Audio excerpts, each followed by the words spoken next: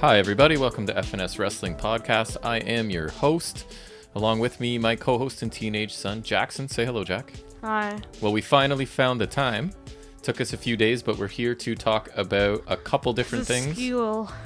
Yeah, school and things are ramping back up. Although, I do like you having to do school and me not doing school, because so far I've gotten KFC lunch and McDonald's breakfast. Yes. So that's very fun. Because your mother and I are busy getting ready for work again, and so yeah, sometimes we don't have time to cook things, and you get to reap the benefits of that and eat crappy food. Hey, don't say that about my chicken sandwich. So we're gonna try to talk about Summerslam and also NXT Takeover 36, so a couple shows that happened on the weekend. So yeah, I don't know. I don't want to banter too much because we still have to talk about Emergence if we can find time as well Takeover. At some point. And Takeover hopefully will be on the back end of this. So do you want to get right into talking about some SummerSlam? Yay. Okay, so this one's... I'm usually try to stay positive when I talk about these things because the negativity you can handle most of the time. But it's going to be hard for this one. It's SummerSlam, and they kind of just... It was, it was not a great show, but we'll get to our overall thoughts. But I did watch the pre-show match. I'm not sure if you did. I don't think you did you? Big E and Baron Corbin? Yeah, I did. You did, eh? Was a barn burner? No, actually. So Big E ended up winning this match with the big ending. Sorry? To win the briefcase he rightfully won that was stolen from him by essentially a hobo. Yep, because if you steal somebody's property, it's yours until you set up some agreement to get it back, apparently, right? I can just steal whatever I want, and then they have to fight me to win it back, I guess. And I think it's like they have too many feuds over like possessions or stealing whatever. things. Well, because or they like don't... no, just over possessions. Like Nakamura wins the crown from Corbin because he stole it. That's the same thing. That sends Corbin into poverty for some reason. That's where Corbin learned that you just have to steal things and then they're yours. Bliss and Marie. Right? Yep. Feuding over Doll. Yep. And these guys are feuding over a briefcase that Corbin stole from the rightful winner. So this seems to be... and sorry, that's okay. McIntyre and Jinder are feuding over motorcycles and swords. It seems like WWE falls in love with certain things for a little bit, and then they just keep going with it. Like the whole reluctant tag teams was a thing for quite a while, and now it's like... Right now it's like feuding over item possession. Exactly, which is amazing. Just so creative, right? Not lazy storytelling at all. It feels like they wanted something for the Money in the Bank, and then they just looked and lost and found bin. Right. Hey, let's recycle this, right? Like, just copy it over to this one. So, I don't know. Big E won with the big ending. I thought it was a solid pre-show match. They're never going to be too amazing. It was fine. I guess it was a pre-show match. And Corbin's... I like his finisher, and that's pretty much it. Yeah, so Big E did all his usual stuff. He looked good. My first time actually seeing the new Corbin. Like, I've been keeping up by listening to people talk about it and reading, but I hadn't actually seen him. He looks like he's committed to this, right? Like, he seems like one of those guys where he doesn't care what they ask him to do. He'll do it to the best of his ability. And some people seem to like this character. I think it's somewhat interesting, as long as he's, like, doing the thing where he's poor, but to him, like, it's because he has such a lavish, extravagant lifestyle. So to a normal person, like, wasn't he asking for like $100,000 to get through a couple days? So to me, that's kind of funny because he's just out of touch and has no idea. I really find it stupid that like losing a crown just sends him that's into a true. tailspin. That's a little bit losing a crown. Like, you think the second a king's gonna lose his crown, like he's poor immediately? No, he's probably not gonna be like as wealthy. He'll probably go into a decline, but he's not gonna be freaking homeless the next day. And that's what makes this feel like their target audience is little kids, right? Because they'll just understand, ooh, his crown got stolen, now he's sad and poor, no longer the king. So yeah, I don't know. The match was fine. I'm happy with the outcome because, I don't know, I like Big E and I want him to have that briefcase and cash it in, to be honest, and win some sort of title. So I'm happy with the ending. The match was fine. Yeah, and we move into the main show. It was like, it was boring, but it's a pre-show. Yep, I don't expect much out of pre-show matches. And just to compare, I think NXT's pre-show is like half an hour. Yes, it is. Positive. But they don't have matches though, right? They just talk generally. No, they did though. This time they did, but usually they have been lately too. Cause remember, there was Did we watch the pre-show? We did, right? I didn't. For Takeover, did I? Well, who was it? It was Holland and Oh, I did watch Baxter. it. Yeah, or like Takeover Stand and Deliver, there was like Stark and Tony Storm. So Right. I don't know. I think that's a comparison. You don't need to stuff it with all this crap and Booker T on a crummy panel. And it kind of sucks for Big E that your Money in the Bank guy But is this only is can their get on the thing. pre-show. They like cool them off immensely. Yes. So that like, oh, they cashed in. Like That seems to be the thing, right? They win the which champion. I can kind of see why they would do that, but at the same time, it's like, don't you want to keep them strong? They win at the same suitcase time? or the briefcase, and then they go on a losing streak. Is almost always what happens. Right, or like a down period. Yep. So the opening match of SummerSlam proper is RK Bro versus Omos and AJ Styles for the Raw Tag Team Champion. Almas, whatever it is. Omos. The Raw Tag Team Championships. And so the most recent development was like the oddball tag team, and Randy has finally come to respect Riddle. I guess Riddle saved him from an attack. He's like, I respect you. That's right. So we do get new champions. Orton hits the RKO out of nowhere, pins AJ Styles.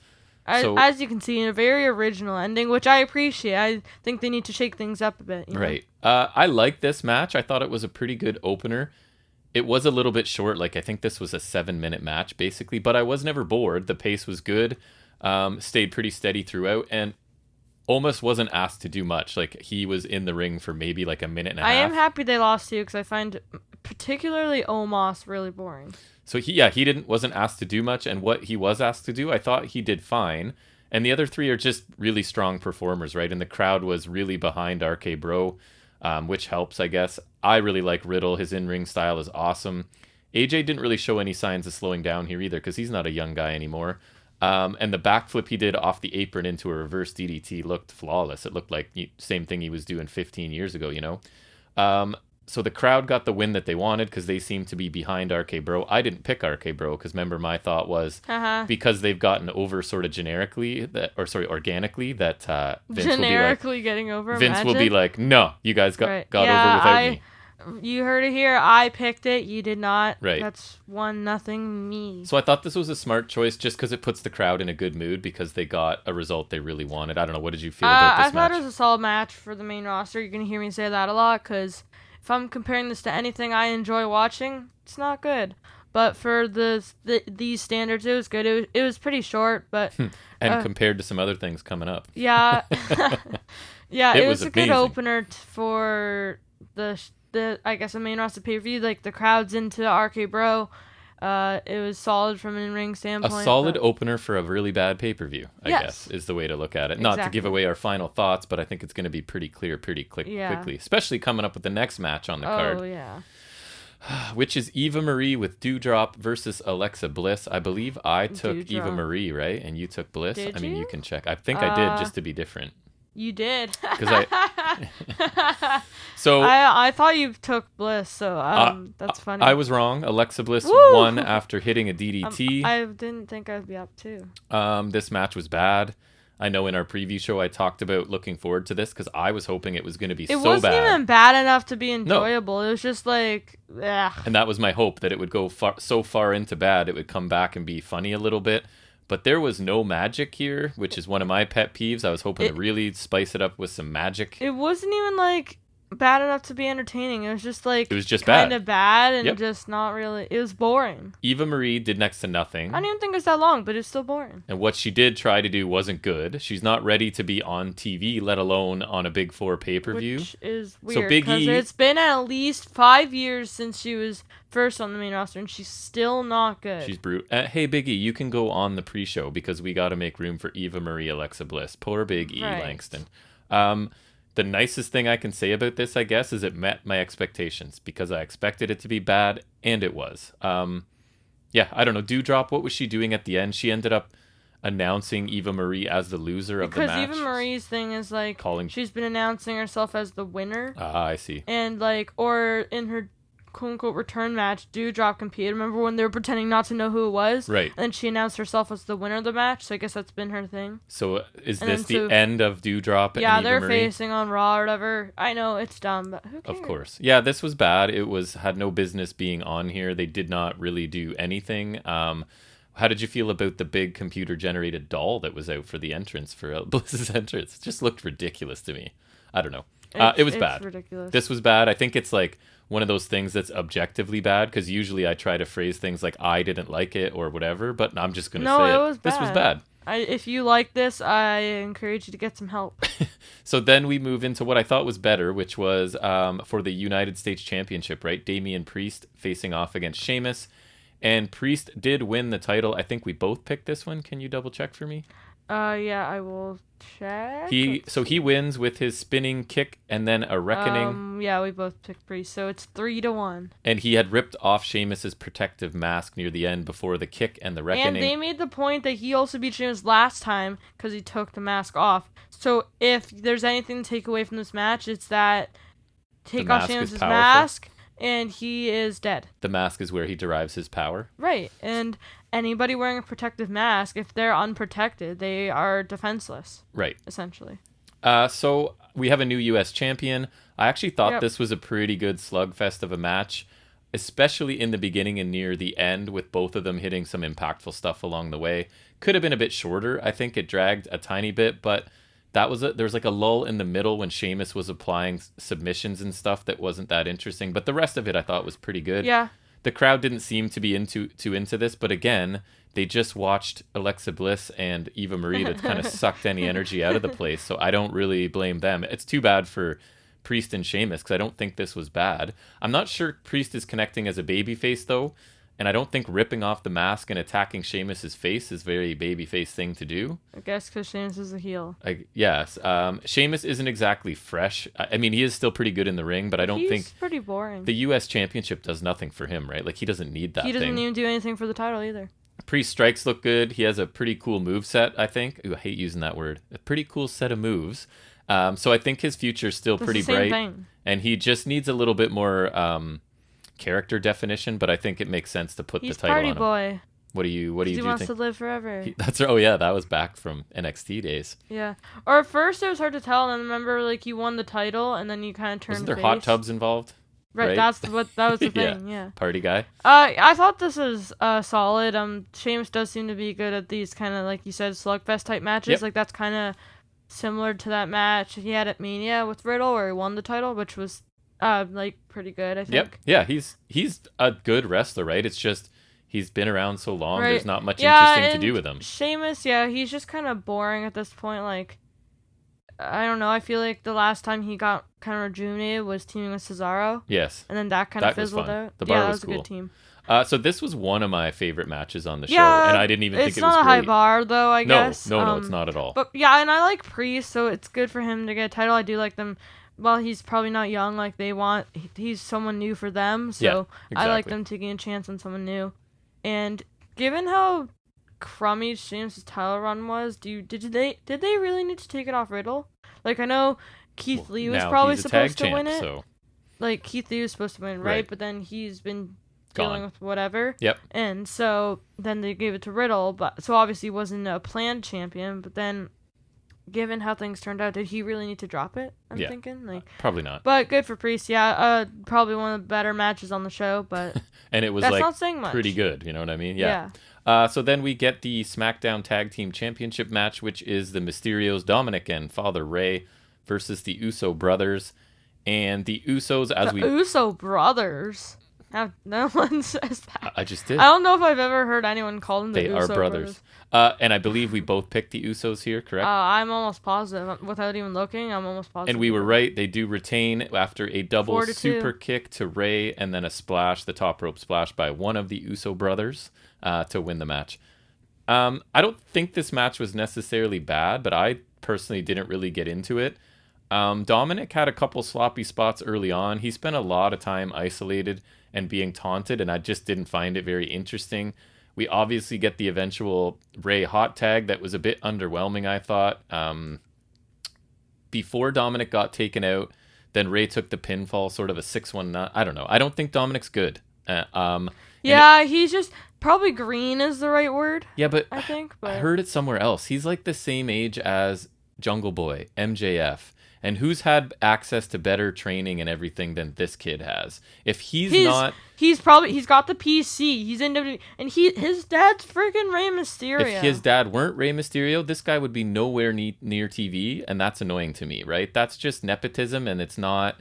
That's holding somebody else who's probably better than him back to me. So for sure, the lengthy segment of Dominic being isolated by the Usos wasn't interesting. The finishing sequence looked pretty good, I guess, but I didn't really get into this match, and I really don't think Dominic's good. But that's just me. What did you think? Yeah, he's not that great. It was fine, I guess. I don't remember. Tungsten was like a few days ago now. I'm trying to think, like 5 days ago at least.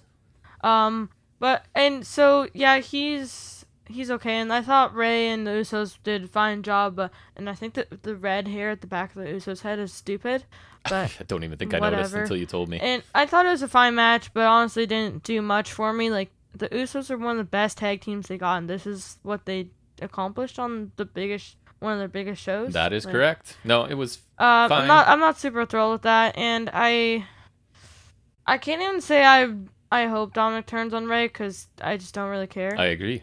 He doesn't interest me at all, and I don't find his work good. So right. It's nothing I want to see. And Ray's still good, but I feel like he hasn't done anything interesting. Like, I think the last interesting thing he did was feud with Andrade, and at most recent, that was end of 2019. Right. So a couple years ago. Yeah. The next match there's a bit of controversy there. It's Bianca Belair defending the SmackDown Women's Championships against Sasha Banks. So I didn't know, because I guess I wasn't following very closely, that Sasha was out, because I guess it was sort of a little bit publicized before the show. I had no clue. And then had no Carmella clue came out, and oh my god, I was pissed. So, we were mad, because Carmella comes out like you're replacing Sasha with that. It's Carmella. Right. 2, Belair's had unnecessary defenses against her like 3 times. And I was looking forward to Sasha Bianca, because they had a really good match at WrestleMania, so I was okay with the rematch.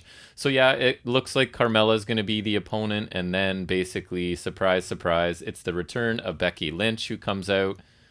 I don't remember if she even spoke or whatever, but she ends up getting the match instead of Carmella. Yeah, she basically just challenged. She took out Carmella, challenged Belair. Right, and then so that match starts. Lynch, as they're going for a handshake, hits a cheap shot forearm and the manhandle slam.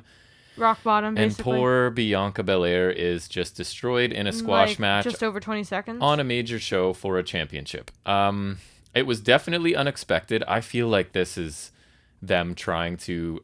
I know they're trying to say they're not competing with AEW, but man, there were some returns here. I think they are trying to get some attention back on them. I feel like Becky would have returned regardless, but I think the way they went about it had to change with Sasha. I don't think she was returning at this point. I don't think she's ready to work a full match, and I think that's part of why they had this squash, because all of a sudden they put her in. No, but I've heard she's been training, like she's pretty much ready to go. Pretty much ready, but I don't think this was... Because why are they... Then they just did this to Belair just because? Because they're freaking idiots. Although in our preview, I remember I said, like, I have a feeling that Vince hasn't been I mean, you're probably right. I honestly hope you're right, but that still doesn't excuse this. Yeah, it's really unfortunate. So from Sasha pulling out to why can't the squash go the other way? To being replaced by Carmella, to the surprise appearance of Becky Lynch and an impromptu, like, 30-second match, this was definitely a roller coaster. I feel awful for Bianca Belair. This type of treatment is sometimes tough for people to get over, right? Like, she just got buried here, and I don't like that term because I think it's overused, but I don't know what else to call this. What else do you call this, right? Yeah, like, she just massively disrespected. She was one of, like, the best, probably, female stars that NXT has produced as of recently, along with Shayna Baszler. How does this help Becky? And they screwed it up. Well, yeah, and, like... If she's ready to have a match, you could have had a nice... This would have been a great match. Right. If she wasn't ready, and put her over this shouldn't have happened. If she was ready, then this should have been an actual match. I feel like this is them reacting to AEW. No, and they probably failed. I don't think they would ever top that. I agree. It's CM Punk. So, as I suspected, right? I think they're in the wrong either way. Like, either they should have given us a good match, or they should have just done something else. I mean, I don't know who else on... Like...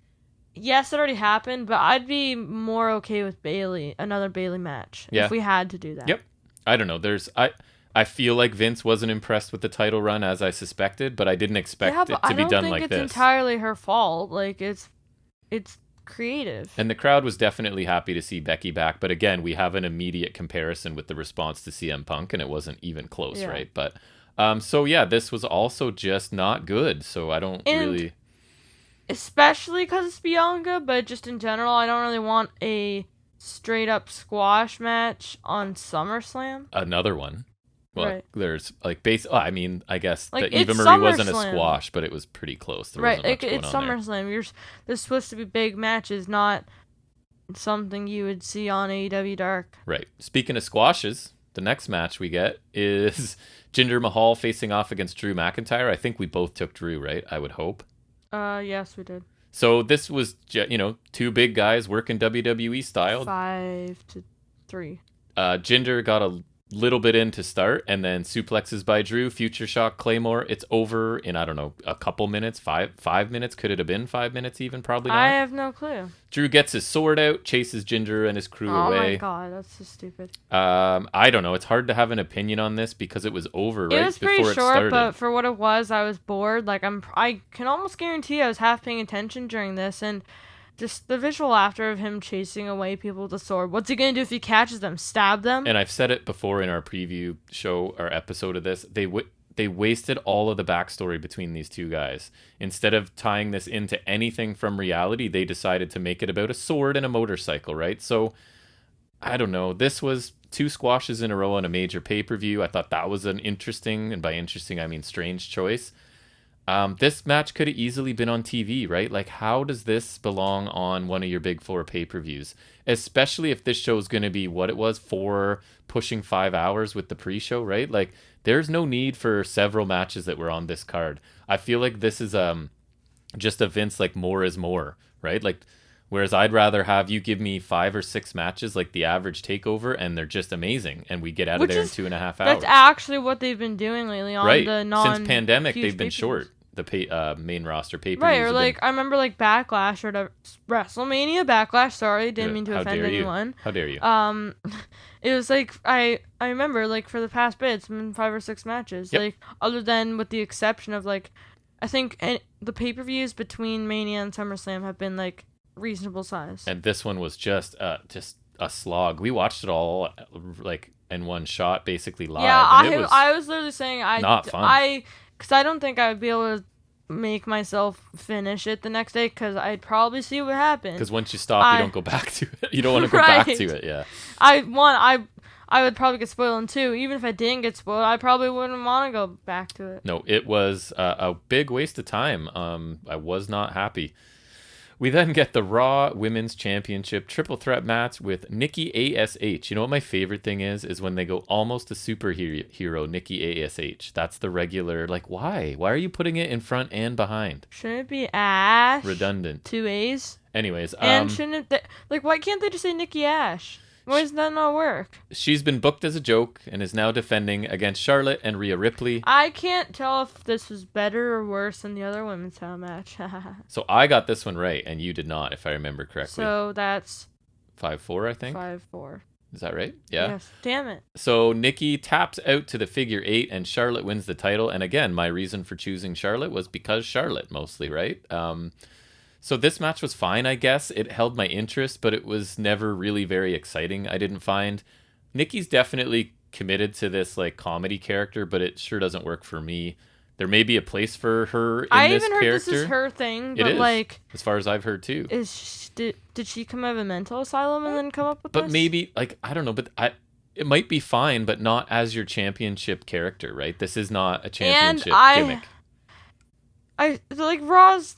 At the end of the day, whether it's the best or not, it's their flagship show, and I don't think she belongs there in this capacity. Nope. Rhea and Charlotte seem to work pretty well together. They've had numerous matches since, like, Mania. And most of them have sucked. But that also means the matchup isn't really fresh, and Nikki didn't add much for me. It felt like she was, like, easily dismissed and sent to the floor over and over again I for feel long like stretches. While it wasn't a great match, the triple threat at WrestleMania Backlash that had Asuka, that probably shook it up a little more than this did. It was like Nikki would get thrown out, the other two would wrestle, Nikki would come back in and get 1 or 2 things in, then get thrown out again. Like she was an afterthought. Like a very slight difference. Yep, she was an afterthought, and the match did little to change that sort of opinion. Charlotte obviously looked the strongest. She fought off the joint efforts of the other two for a little bit with no trouble. Her corkscrew moonsault on the floor was pretty cool, I have to admit. Yeah, she doesn't do a ton. I know I've seen her do it before, but it kind of felt like this was two actual wrestlers trying to have a match while a superhero like cosplayer just kept interrupting while they swatted her away, and she would just keep coming back. Charlotte was presented as though she's kind of on another level from the other two, and I thought the outcome was predictable because I picked it. So I thought the match was okay, but I'm starting to be like, I think I just don't like main roster style matches. I just can't.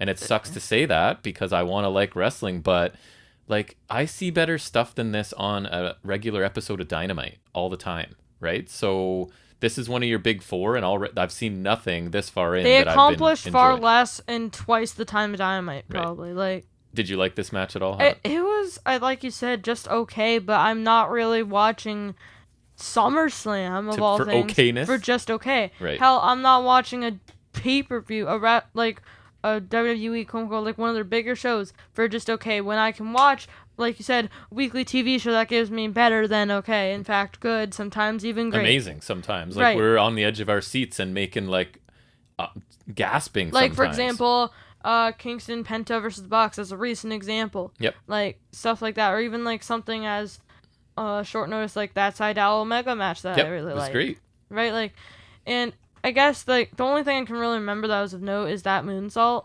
Mm-hmm. And that's it. And I don't know, I guess, like, Nikki cashing in was, I guess, her winning the Money in the Bank was a surprise and everything, but what a waste. Yeah, I think they were like, oh, this is really lame. Let's get the belt off her. And when they don't know what to do, what do? Put it on Charlotte. But I think they just had no plan for the Money in the Bank, but it exists, so they had to give to someone, and it's just like, was this just a waste so you can have one more title to to Charlotte's accolade? I guess. Like, how many times, like, they're just giving her titles over and over again. Someone, like, her reign at Money in the Bank, it lasted a day. They fired the rest of her family. They want to keep her. Them, like, in 2019, one of her reigns lasted less than a day. Yep. Like, they're just piling reigns on top of reigns for absolutely no reason. Because she's a Flair. And, on top of that, she wore Thanos gear, and it was 1,000 times worse than Seth Rollins. Nice. We then get just, like, even the segments, which I didn't talk about many of them because who cares, but, like, the Miz Morrison segment in the ring. Oh, yeah, I think that was just because this show wasn't long enough, right? Like, we're already going to push 5 hours. There was also the Nakamura thing earlier when he just came out and Boogs. Oh, yeah. And I'm like, does he even have a match? And you're like, no. And it was just Boogs playing the guitar and Nakamura coming out, right? And that was it. Yeah, the Miz and Morrison segment was stupid. Yeah, it was like about the Dripstick 2000. It was like 500 notches below Stone Cold's beer bath. Like, and nobody brought it with them. So then, where is it? And they start to argue or bicker. And then Xavier Woods comes out with it, who does like a Scott Hall survey question about it. And then, surprise, surprise, like a Scott Hall attire, I think it was, like an homage. Soaks Miz and Morrison. And this was awful, man. I actually like Miz and Morrison's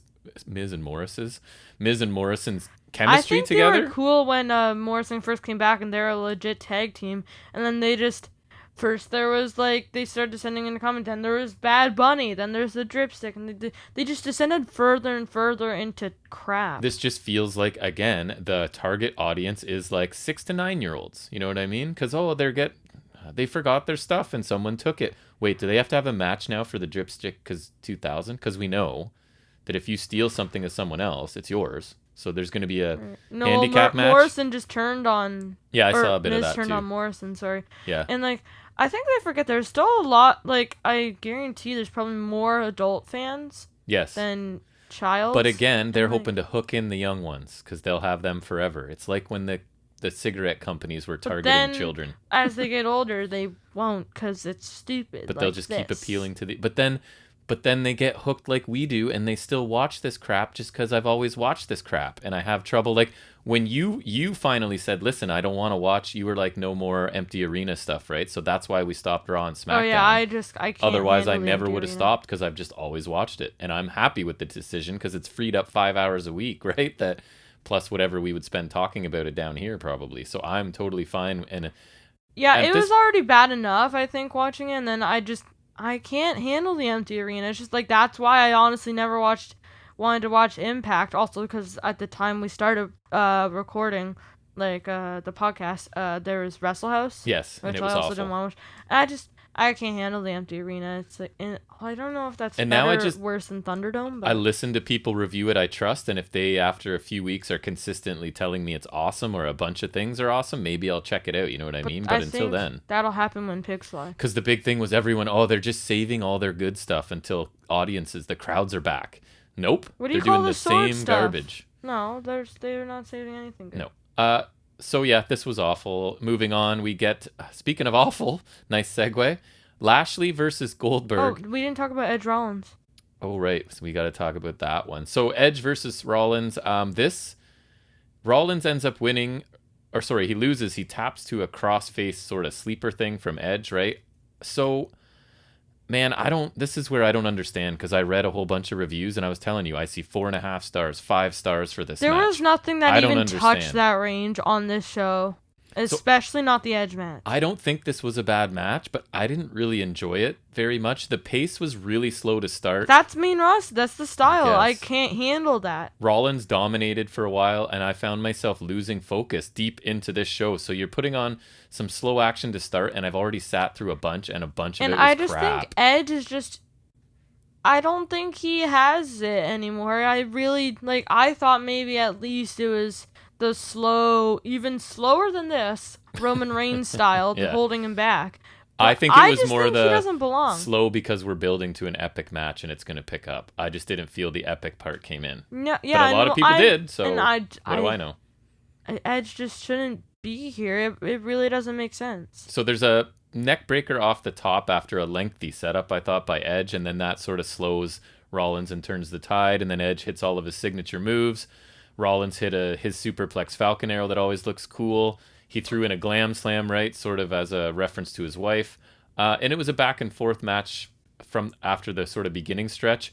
And I struggled with it, to be honest, at times, and maybe not watching weekly and not getting into the storyline or whatever, but I didn't feel any of the drama that I'm supposed to feel in this match. Right, and I feel like you would feel like the people giving it 4 stars are the main roster people. Yeah, maybe they're like shills. Hooked in with the story or whatever. But I mean, it was probably a good match.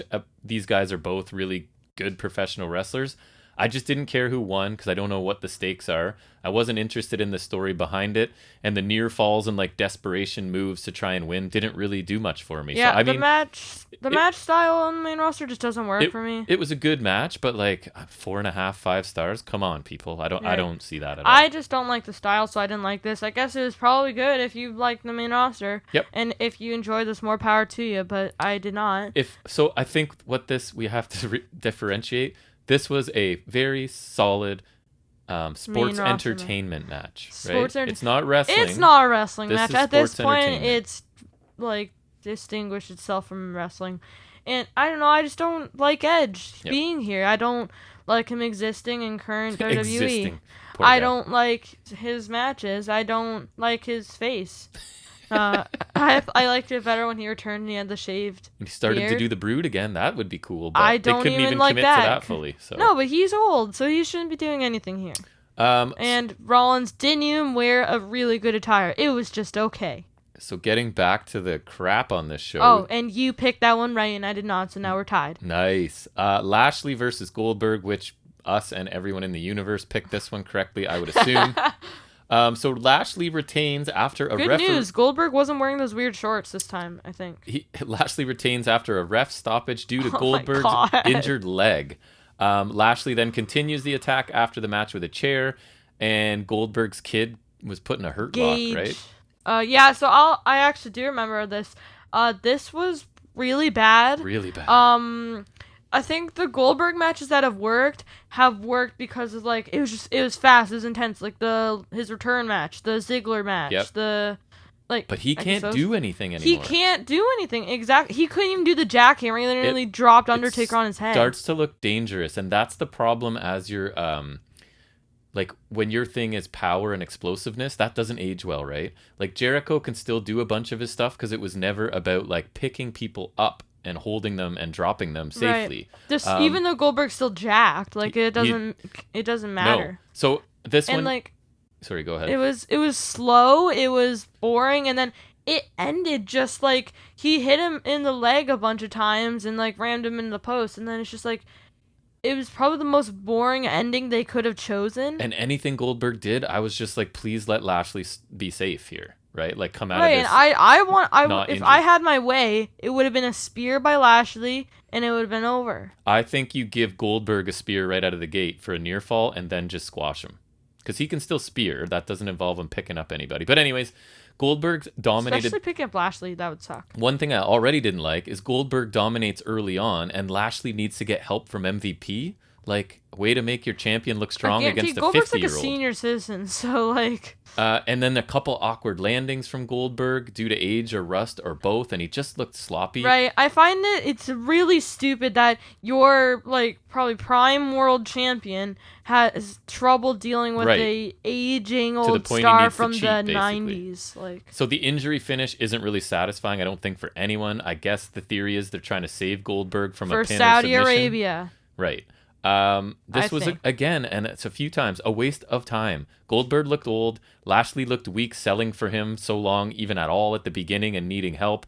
The best part is it looks like this will continue after the attack on Goldberg's son. That's what I'm saying. And even better, it could happen in Saudi Arabia, which Goldberg in Saudi Arabia, that's had a great track record. Shall we look back at it? He took the title from Bray Wyatt, and he nearly dropped Undertaker on his head. Yes, he almost killed Undertaker. And I heard boos for Goldberg multiple times in this match. Oh, I would boo him out of the building. I would probably take a sign dedicated to trashing on Goldberg. So then we move into the main event for this masterpiece of a show. Which I dislike equally as much. So it's John Cena versus Roman Reigns for the Universal Championship. We both picked this correctly. Does that mean we tied? That's lame. I know. I was I was up 2, and I was like looking forward to that because 1, I would win. 2, but then I realized, oh yeah, you got that right. Oh, you got that right. And now we're so Reigns tied. retains, as everyone knew, with his spear. And then the big surprise here, again, feels like they're frantically trying to deal with their non-competition, right? So Brock Lesnar appears after the match, obviously. Match-wise first... Also, he looks terrible. If y'all haven't seen his new look... So match first, I thought it was a slow pace to start this. They were each like trying to get an advantage. Roman. And then they just sort of pace around when they can't. So it was like try to get an advantage, walk around a little bit. Then you get Roman in control, and it's still slow because he or like he was like standing on the stairs or whatever, and posing with the title, walking around, engaging the crowd, talking to Cena between moves. It's not even like he was hitting like an actual move on Cena. It'd be sometimes he would just like beat him down a bit, and then just be like, "I'm the head of the table. My name's Roman Reigns. I got Paul Heyman with me." Like, it felt kind of similar to the Edge Rollins formula earlier, except worse. Cena obviously got his chance. Eventually, things picked up a little bit. There's some near falls. A nice AA through the announce table looked cool. For me, Cena's like, he's not the guy to really pick this up enough because just the way he wrestles nowadays, and like the way he picks it up is his moves of doom, which it's a backdrop suplex thing, like spin out a fist drop. Shoulder tackle. Yeah, shoulder tackles, a weak-looking slam, a fist drop, and maybe an AA where it's just he flips the guy over on his back. He did hit a super AA in this one for a near fall.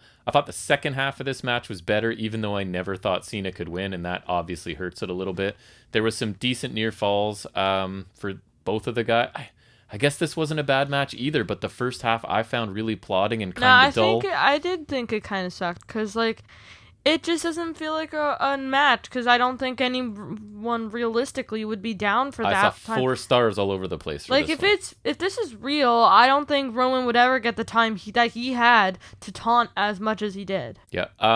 Then Brock shows up. I guess that might be the most exciting thing on this show. Here's my question, though. So who's normally with Brock Lesnar all the time? Paul Heyman. So he's kind of busy.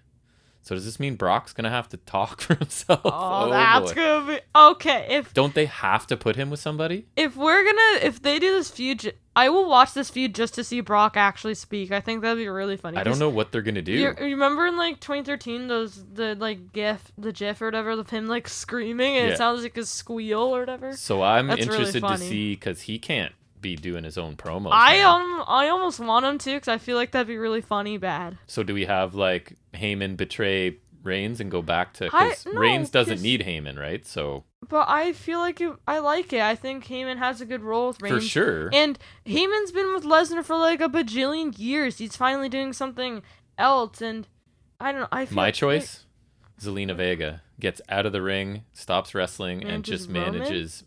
manages Brock Lesnar. Because she can talk for him and get her out of the ring, because they don't really want, they don't I'd rather Heyman have any goes use for to- her, really. I'd rather Heyman goes to Lesnar, because they're always together, and then Zelina goes to Roman. And I think that'd be cool, because she could interfere, but then no one would attack her, because female person. Right. But I thought this was lame. It was boring. It was slow.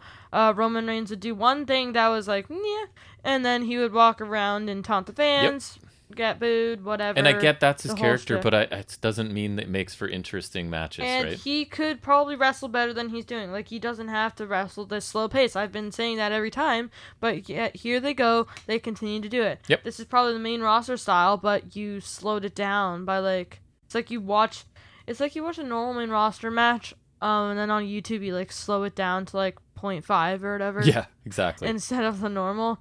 And so and the result was predictable. I didn't buy Cena any of the near falls for a second because he wasn't going to win. And Brock Lesnar showing up, well, we all know I don't like Brock Lesnar. And, well, so I don't want to be just like, oh, I don't want him to show, because if he is just here to have like a match with Reigns and then put him over, I have time for that. I would watch the match. Yep. Because I feel like that might force Reigns to do something else. But we've seen it a lot, too. Because but this is different. It Reigns has never been heel with Lesnar before. I guess. And so I think So does that make Lesnar a babyface? I guess. Amazing. And because Lesnar's like, his matches like in the past 5 years at the very least have been like, he doesn't sell a lot, right? Like, No. or like for long periods of time, like Reigns matches have been. So Right. that might force a bit of change, right? Yep. But if this is Reigns losing the title, they can't do that. I think it has to be Big E. You could argue Brock wins and then Big E cashes in on Brock and that's the feud, but no, I think Reigns has been built up for the past year as this unstoppable force, and then I feel like it would really mean a lot for Big E to win, and Brock just needs to be a challenger. Yeah. Like, he doesn't need to win. I don't know what their plans are, but clearly they're not competing with AEW, right? Like, just having two major returns on one show right after CM Punk's just a total coincidence, I'm sure. Yes. Overall thoughts, way too long. No matches that were amazing at all, and several that were really bad. 4+ hours of my time with not one thing that got me excited, honestly. I'm going to sound like one of those AEW marks for saying this, but I find it hard to be impressed, like I said, by any main roster WWE matches. And it's weird, when because, like, it's not even like if there's something good, like, for example, on NXT, then we'll say, if there was something good here, Yep. I would have said Of course. If I like something, I'll say I liked it, but I see stuff better on a weekly basis on TV, let alone pay-per-views. It's probably not fair to compare, I guess. WWE is a really different style in ring, and again, is sports entertainment. I guess that's the issue then. Versus wrestling, I guess, and that's the issue. But we can safely say I much prefer the style in AEW. So this is the lowest rating I've given anything since we started. I'm giving this a D+. Like, there were a few okay matches here, but this is SummerSlam. This is supposed to be the summer WrestleMania. Right, if this was Bad. WrestleMania Backlash was this bad, for example, that's a little different.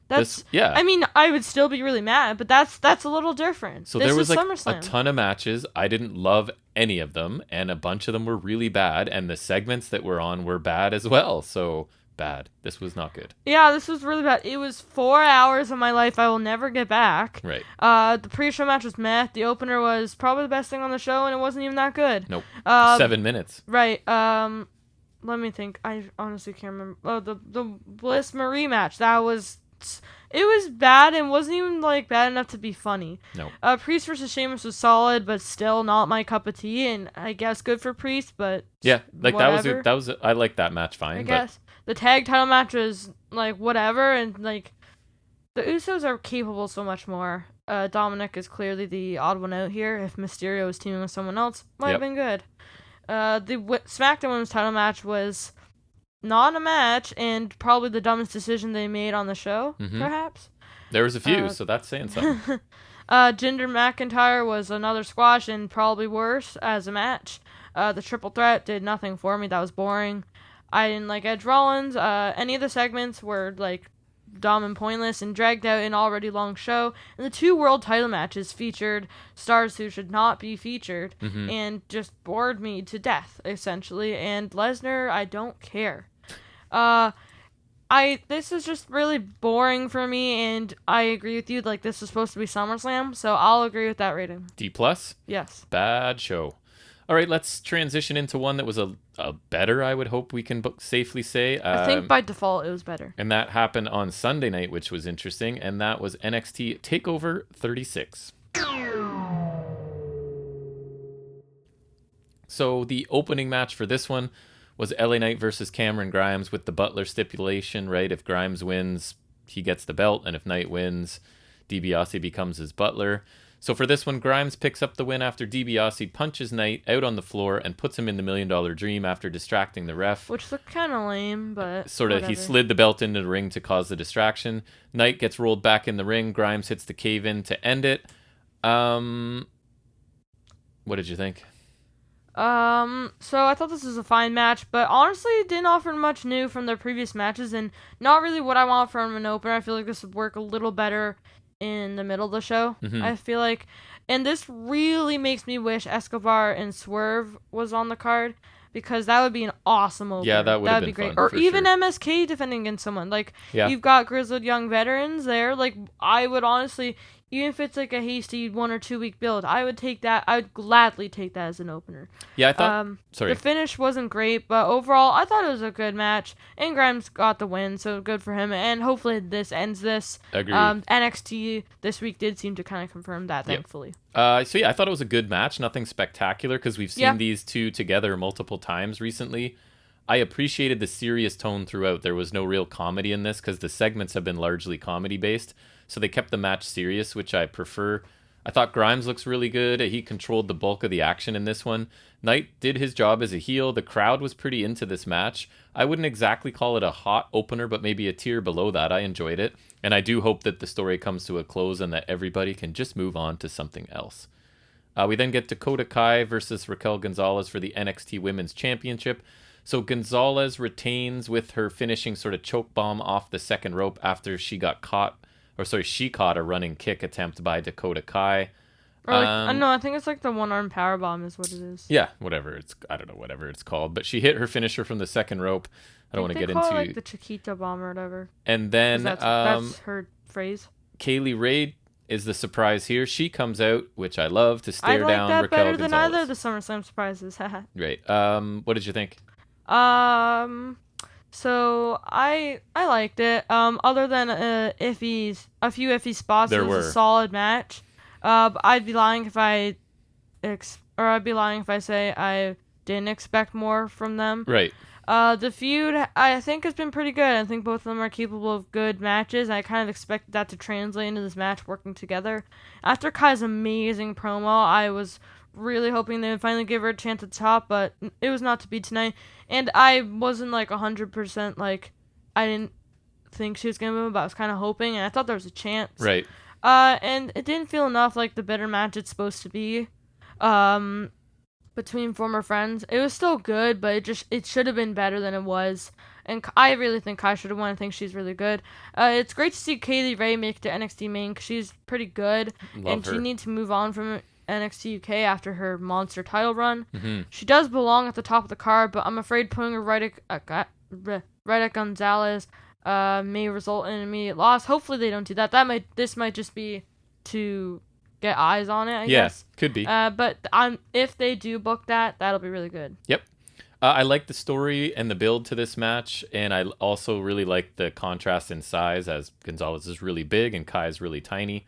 There were a few awkward spots in this. I agree with you. Way more than either of these women usually have, right? It was kind of weird that them together, they seem to have a few issues. That being said, I did still enjoy the match too, for the most part. It didn't quite deliver on the level I'd hoped for either. I think that's what you're saying too. I didn't feel the hatred between these two that we're really supposed to feel, right? Because they were best friends, partners. Right. And it felt like it could have just been two people fighting for the title, right? I don't even know if I felt the underlying story really present there. I did love seeing Kaylee Ray. Also, she's awesome.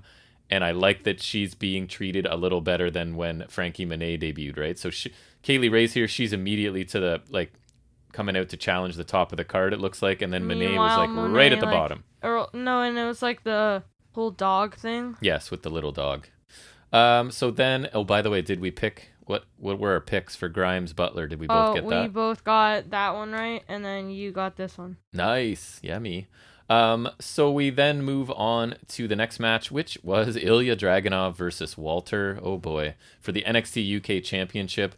So Dragunov ends up winning here, an absolute war, which I think you got and I didn't. Oh, yeah, so we're tied. Yep. So Walter taps out, actually, which I was a bit surprised to see. That surprised me. I figured Dragunov would win because I feel like he deserves, but that's surprising. Tapped out to a rear naked choke, right? Which is ironically one of his moves as well. This match was pretty nuts. What did you think of it? What a match, and leagues ahead of the entire SummerSlam show. It's the best thing I saw all weekend. If I were to combine, I watched a lot of stuff. If I stuff. had to grade this compared to the entire SummerSlam show, this wins. Yeah. You can see Dragunov had to change it up, and I felt like he used more ground wrestling and submissions. To start, for sure. Which was, right, and he even won with submission, which that's pretty impressive. Yep. I picked him to win, but I still can't believe he made Walter tap. I would have thought he would win with Torpedo Moscow. Strong, man. Dragunov passed out in their first match, and Walter actually tapped. So I think that's really great for Dragunov, because like even Walter couldn't make Dragunov tap. He passed out, but Walter actually tapped. So I think that's pretty interesting.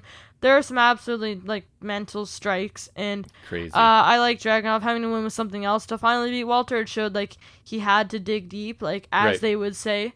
I doubt their first match could ever be topped, but this was a great second match and a match of the year contender. Right, and like, what are your chances, not to harp on this, but what are your chances of seeing something like this on main rosters anywhere? Nothing, exactly. Right? And I want to say it's weird. It's like late in the year, and I can't think of many match of the year contenders so Not far. yet. We should have had a document open and added to it, because it's gonna tough to. So yeah, I felt like it was almost a conscious decision at the beginning of this to work a different style for a while here, and it made sense, right? Because I think storyline wise, Dragunov learned in the first match that you can't just keep getting into a strike exchange with Walter, right? Like, you're not going to come out ahead if you're just going to be like, yeah, let's chop each other and see who wins. So he changed his strategy, which makes sense. And then once Walter does get a hold of Dragunov, he doesn't have the opportunity to do anything but engage in that intense physicality again once Walter has a hold of him. And that favors Walter. And then the second half of this was nuts and more reminiscent of the first match they had. I did like the first match better too, but this was still fantastic, right? I'm really happy for Dragunov. He deserves this. Walter actually tapping out is like a feather in Dragunov's cap, right? Like, most people can't even touch Walter, let alone tap him out. Walter had an amazing run, and I would have been fine if it kept going, but I think it's time for a new champion. And I've been watching NXT UK pretty regularly. Dragunov is the only believable contender on that roster right now. Which is why I picked him, because I feel like it's like... If you're going to move it off really Walter, that's your chance. Even Tommaso Ciampa I didn't buy, because he's not from there, and like, despite him being incredible. It's a terrific match. My notes at the time, I had not sure how it won't be match of the night. It was match of the night, match of the show, match of the weekend. I watched like 4 different pay-per-views on the weekend, and this was the best thing I saw. So fantastic work by them. We then see Grimes and DiBiase. They're talking to Mackenzie backstage. DiBiase is proud of Grimes, hands Grimes money, and Grimes announces $1 million celebration that will go on for days, I guess. All right, I just made a doc for the best of, so we can get started. Nice. Regal approaches Samoa Joe ahead of his match tonight. Regal tries to say he has to stay unbiased, but in the end, he says he hopes that Joe kicks Cross's ass and entertains the fans. So the next match we get is the undisputed finale, 2 out of 3 falls, with regular match, street fight, steel cage match if necessary. And that is Kyle O'Reilly facing Adam Cole. It's 1-1 in this series, so this is the big blow-off match for this. Could be the blow-off match for Cole and NXT. Could be the blow-off match for Cole and WWE. We don't really know yet. But anyways, O'Reilly wins the third fall and wins the match after Cole handcuffs O'Reilly to the ropes, lands 2 stiff super kicks and some taunts, but Kyle catches the third super kick attempt, puts on a heel hook with his one good arm, and Adam Cole taps out. So another tap out on this card, right? So just to get into a little bit of details, the first fall was over really quickly, right? I think in 3 minutes. Yeah, I really didn't like how Cole looked in this match. I liked his facial expression when he lost. Well, yeah, that looked amazing. Because 1, he lost in 3 minutes in the first fall, and then 2, he looks kind of stupid in the last fall because he could have just super kicked O'Reilly like once or twice and then walked out and got out of the cage. He didn't have to keep going, right, and cost himself the match. And it's funny too because if you think about if this were just a regular match and not a 2 out of 3 falls, Cole would have lost in 3 minutes, right? Which would seem really strange. Right. So like, yeah. Right, and so now that you point that out, I don't like that this stipulation is kind of an excuse for them to like, oh, he can lose quick. Yeah. In the second fall, the street fight, the one big thing was Kyle. They put the 2 chairs back to back again because Cole took that bump last time, but this time it's O'Reilly getting thrown off the top rope onto those chairs. Looked just brutal. And then a last shot, and Cole wins that second fall. And then in the cage stops lowering, right? And then Cole powerbombs Kyle onto the announce table as the cage isn't fully down yet. And then there's a long break. They re-engage. Top rope knee drop as Cole hangs over the ropes, etc., etc. Panama Sunrise for a near fall at one point. And then that finishing sequence I described at the beginning. So how did you feel with O'Reilly winning this? How did you feel about the match? So I thought the first fall was lame, too short. And Cole should not be losing any standard wrestling match that quick. He's like one of the best currently, so I really don't think that makes sense. It was an odd choice, I thought. I don't think the 3 stages of hell stipulation is an excuse. I thought the second fall was probably the best of the 3 with some cool spots. And the cage fall didn't use the cage a ton, felt a little short as well.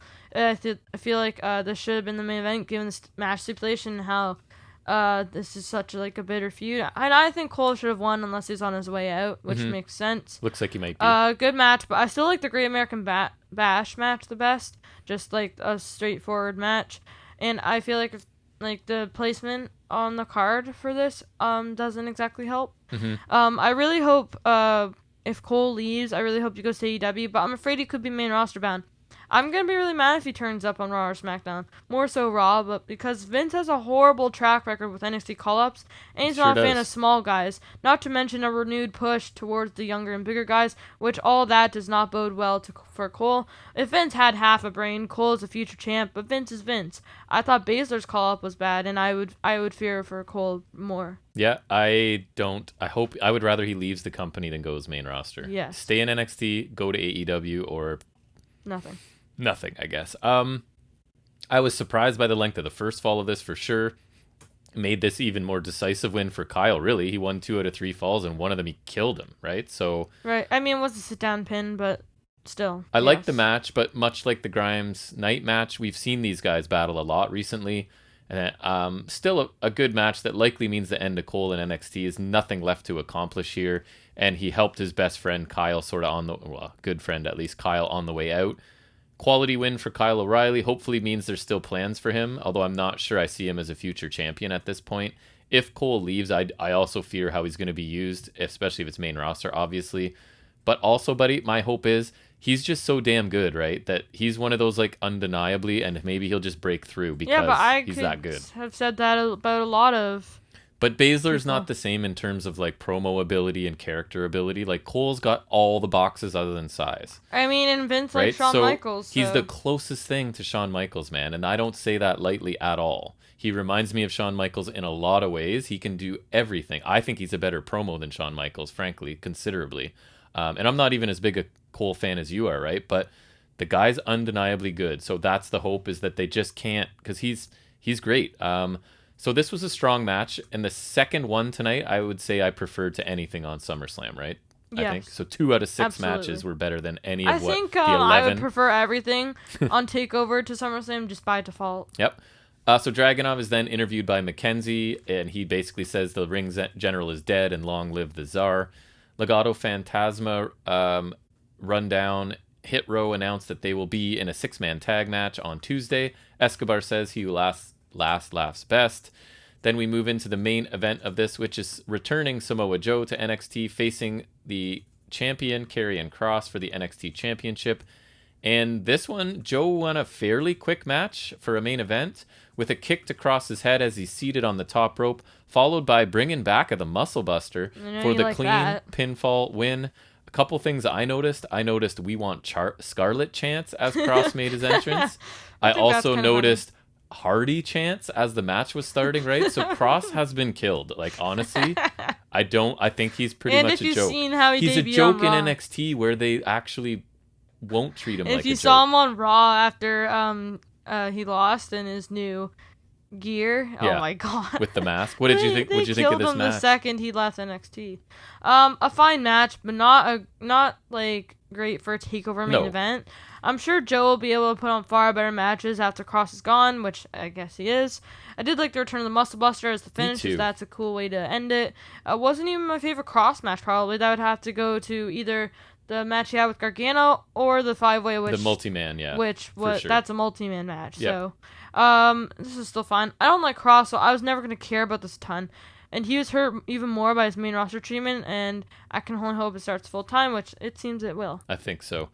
I don't think it was a top-notch takeover main event either, but I thought it was pretty good still. Cross's appearances on the main roster for sure hurt my interest personally. I can't speak for anyone else, but I'm glad to see Joe win. Cross's run was lackluster. Neither of us really enjoyed it, right? He is a... what's the term I'm looking for? He's a sports entertainer, right? So he doesn't really He's not even entertaining. He doesn't really fit in NXT for me. I didn't think this was great. I don't really blame Joe. Cross doesn't seem like the easiest guy to have a great match with, but I don't think it was bad either. But, I mean, you'd hope for the main event to be the top match on the show, but it doesn't hold a candle to Draganov Walter, I don't think. So, which, I mean, decent, that's friggin' Draganov Walter. Decent main event, but not great. Mm-hmm. Overall, thoughts and a grade? So... I thought there was nothing bad on the show, but not the best takeover, if I'm being honest. I agree. The opener was good, I guess, but not super interesting for me, and I don't think any other matches have been takeover worthy for me. Hopefully, this is wrapped up for a story over essentially a fictional title. Mm-hmm. The women's match was good too. I guess it was a little above the opener, but I honestly really expected more from these two because I really like them both, and they've both had much better matches. Yep. I think.